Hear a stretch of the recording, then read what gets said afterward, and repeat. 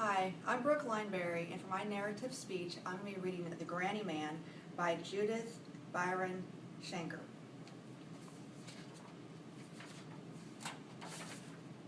Simon was a very old cat. With the exception of his nose, most of his parts had stopped working long ago.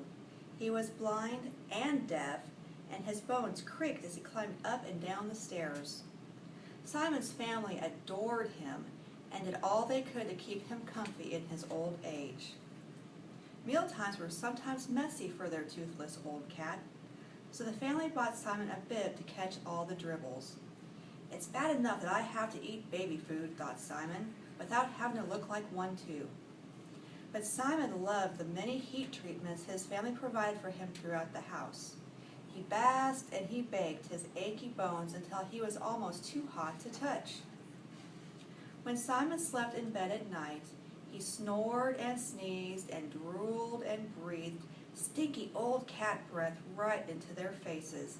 But his family didn't mind, because they would do anything for their dear old cat. On other nights, he stayed put on the calico chair in the corner, staring into space while he shuffled through a lifetime of old memories. Simon could still remember what it was like after he was born. The place was crawling with kittens that looked exactly like him. One by one, each of the kittens went off to new homes with nice families. All but him. Nobody wanted the runt with the crooked tail and the runny nose. But then one day a nice couple found him irresistible, especially his crooked tail. They put a hanky on his nose, placed him in a bucket, and carried him to their home. They called him Simon. Simon loved being a kitten. He climbed, he clawed, he chased, and he chewed everything in sight. Simon sculpted fluffy works of art out of several chairs and a chintz-covered couch. "Bad boy!" cried the couple, and they clipped his claws. Simon's sculptures were never the same again. The older Simon grew, the more he helped out around the house. He pruned the plants with his teeth and dusted all the hard-to-reach places. Simon's new family grew in size, and so did his responsibilities. Within 3 years, 2 new pets arrived, and Simon taught them both how to be good cats. In his middle age, Simon acquired a taste for classical music. He played Bach duets with his family and performed an occasional solo at midnight.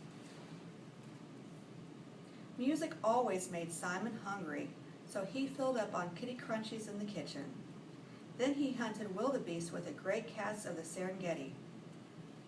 Simon's life had been so full of mice, full of hisses, full of hugs, and full of kisses.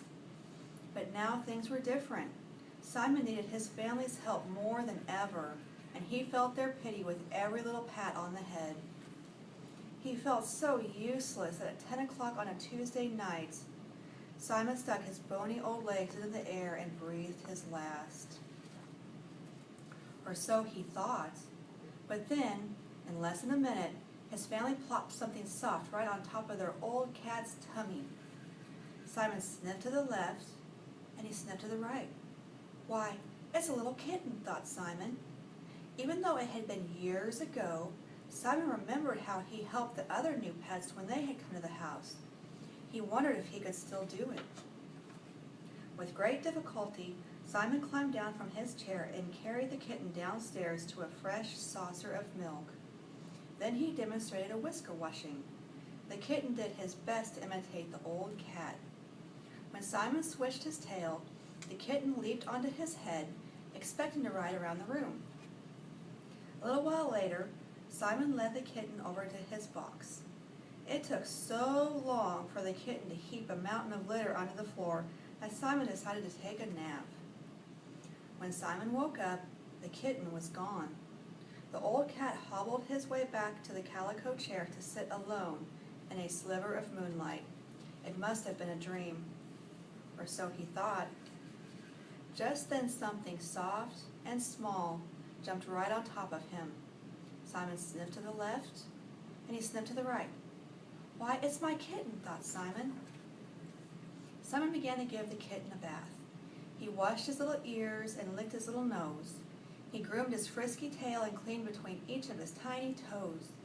Then a grumbly, rumbly purr stirred deep within his chest, and he curled himself around his little pet. When Simon's family saw how tenderly he cared for the new kitten, they loved him even more. So it was with the greatest respect that they gave their dear old cat a brand new name. They called him Granny Man. The end.